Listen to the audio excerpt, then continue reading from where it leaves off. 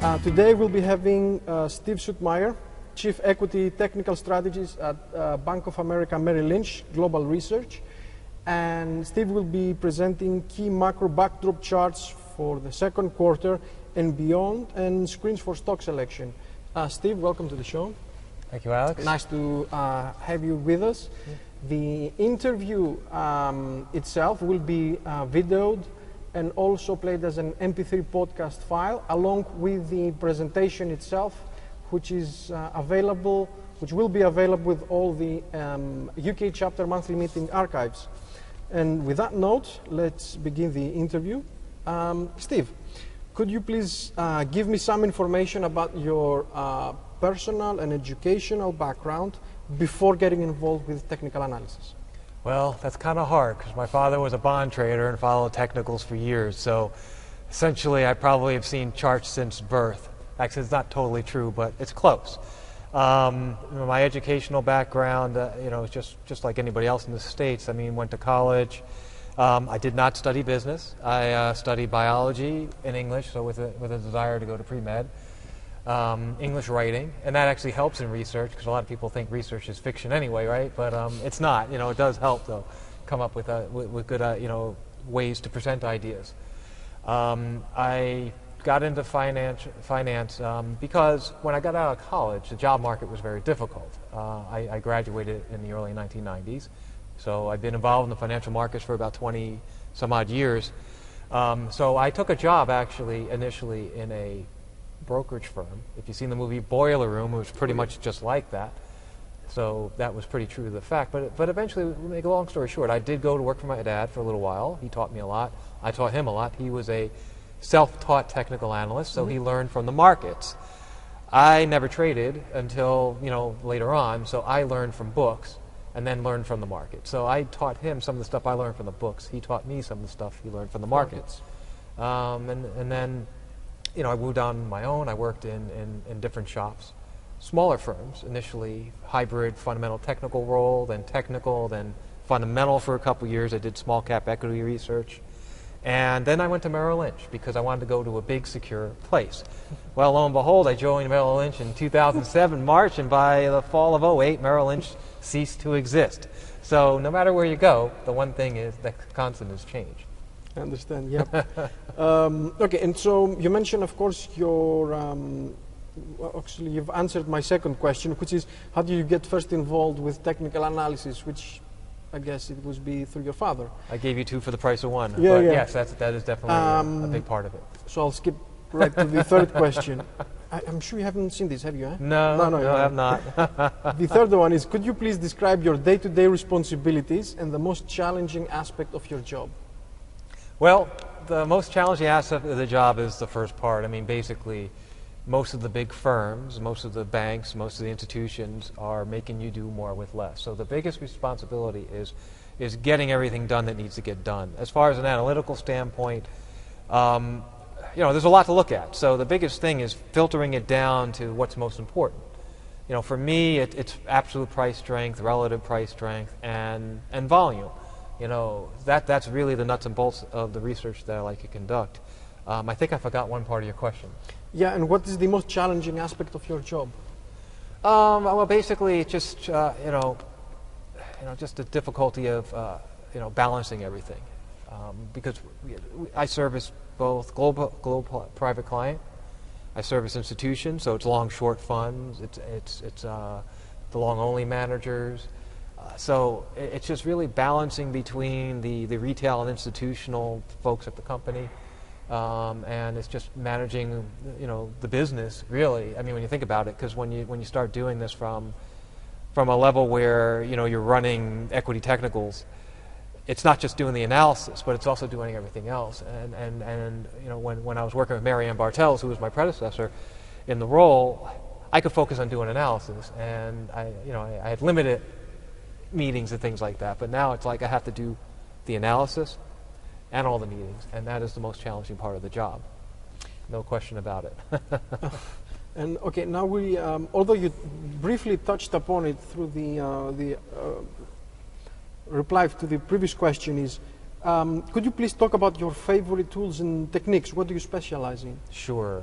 As an equity technical analyst, because I've done fixed income, I worked as a fixed income analyst also, but equity technicals I like because there's so many things you can use. I mean, you are able to look at the overall broad strokes of the market, then break it down to a sector perspective, and then look at which industry groups are working, and then go down to the stock level. So by breaking it down that way, you can get to good candidates to buy, good candidates to sell, just by looking at basically what the trends are from the larger part of the sectors.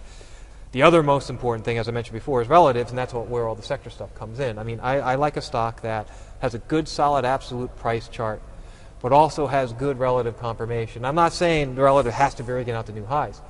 My favorite ones are the ones that are doing well on an absolute basis, but all of a sudden they're just starting to turn relative. And a lot of times when I see that, that's when the real absolute trend starts. Because if you're in this market and you're running a portfolio, you're checking your portfolio at the end of the quarter. I mean, not everybody does that anymore. A lot of people now are in nanoseconds. But, quarterly, you're looking at, hey, this stock's underperforming. I got to get out of it. Hey, this stock's outperforming. I got to get into it. And there's a catch-up trade. So that's one thing I've discovered. Volume is important. I look at it differently. A lot of technicians have abandoned volume because they don't know what it means anymore. And they have valid points, high-frequency trading, dark pools, things like that. Yeah. But, if you just throw like Bollinger Bands on top of volume and just look at when volume breaks through the upper end of the Bollinger Band, look at your price action, it kind of tells you something about going on with the stock. Bollinger Bands on raw volume data. Yes. I do that. I have a screen that I use called 90-day price and volume breakouts and breakdowns, and it really helps me figure out what's moving on volume. And usually when something's moving on volume, there's if it's breaking out or moving up with a wide range day to the upside, somebody's buying that, and it gives that gives me indication of that. Same thing on the downside. Now in a raging bull market, is there any value to 90-day breakdowns where you're breaking down? Sure. May not be on an absolute basis, because a lot of those breakdowns fail in a raging bull markets. But on a relative basis, most of the time those breakdowns from 90-day breakdown screens underperform. So that's the way I try to look at it. So you get underperformance, and that's where the relatives come in. So it combines all three. Got it. Which also, you've answered my next question as well. God, I'm good, aren't I? Groundhog Day. Okay, so for the sake of completeness, what's your approach when you're looking at the chart? So obviously we've gone through that, so we'll be skipping to the next one. I'll be keeping my papers hidden from you. All right. X-ray vision. Which people have been your greatest influences? I mean, understand you've mentioned your father was the primary source of knowledge for you. But if I asked you to name 3 top technical analysis books or authors or approaches, which ones would you pinpoint? That's a great question, and I have read quite a few books out there. But I would say the one that really helped me get through the CMT program, that wasn't even in the curriculum, by the way, was Trading for a Living by Dr. Alexander Elder. I thought that was one of the best books out there. He really put it in a perspective that you can really learn not only how to analyze, but also gives you how to trade. Now, not just how to trade based on short-term indicators, but how to trade with the trend, which is the most important thing. John Murphy has been a great influence. Martin Pring has been a great influence. So I would label those 3 particular technical analysts and as far as the education aspect. People that I like to emulate that have been in the business a long time. I mean, obviously, you're looking at, my predecessor, Marianne Bartels. You're looking at my father. You're looking at Dick McCabe, Bob Farrell, Ralph Akinpora. You run down the list. I mean, these guys and ladies are icons of the industry. I would throw Gail Dudak in there too. I mean, I remember watching her on Wall Street Week all those years. Fabulous technical analyst, but she also overlaid it with good logical fundamentals. So I think. I have respect for that, where people can actually look outside the technical box from time to time and say, wait a second, here's what the fundamentals are saying, here's the technicals that back up what the fundamentals are saying. So I think that goes a long way with me as well. Okay, speaking about aligning fundamentals and technicals, if I was to ask you to distill your market knowledge or your approach to the markets in 3 axioms or theories, for example, don't fight the Fed. You meant Right. the tape or the Fed. You mentioned about the importance of trading with a trend. Correct. Which ones would these be? Well, I mean, basically, yeah. I mean, just 3 basic rules. I mean, obviously, it's it's absolute, it's relative, and it's volume for me. But if I'm looking at a big, broad brush market, I have everything in buckets. There's about 5 or 6 of them. I mean, you're looking at trend, you're looking at breadth, you're looking at your volume internals, you're looking at sentiment, momentum, seasonals. That's 6 or 7, give or take. I lose count sometimes. But basically, the most important in that, if you're just coming up with a market view, would be the breadth confirming the absolute trend. So advanced decline lines are very important to me. Ratios of moving averages, ratios of equal weighted versus cap weighted. That's a new type of breadth indicator people are using now that I think has a lot of value. And you could do that for the overall markets, but also sectors where those indices are available. Going beyond price, basically. Going beyond the price, yes. If you could give a call to 25-year-old Steve, what would you advise him?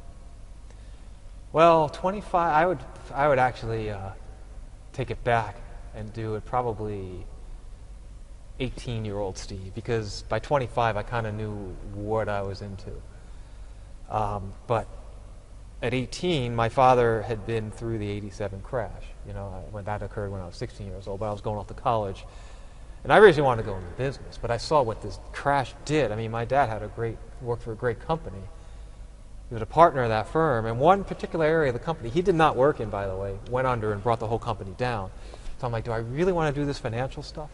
I'm like, no, I want to do something where, doctors are always in demand. Let me try that.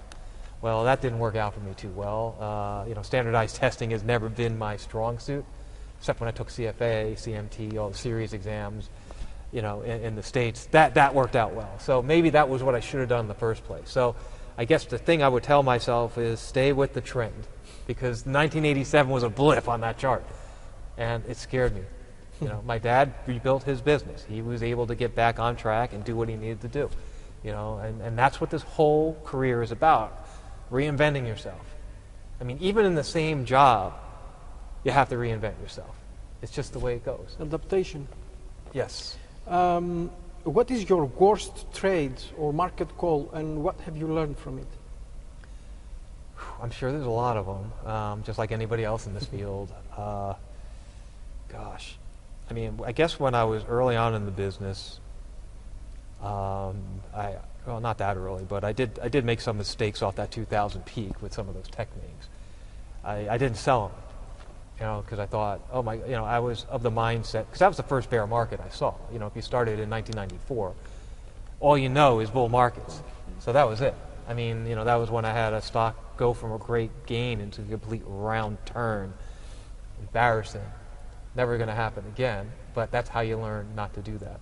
So the Pacific stock was a Cisco.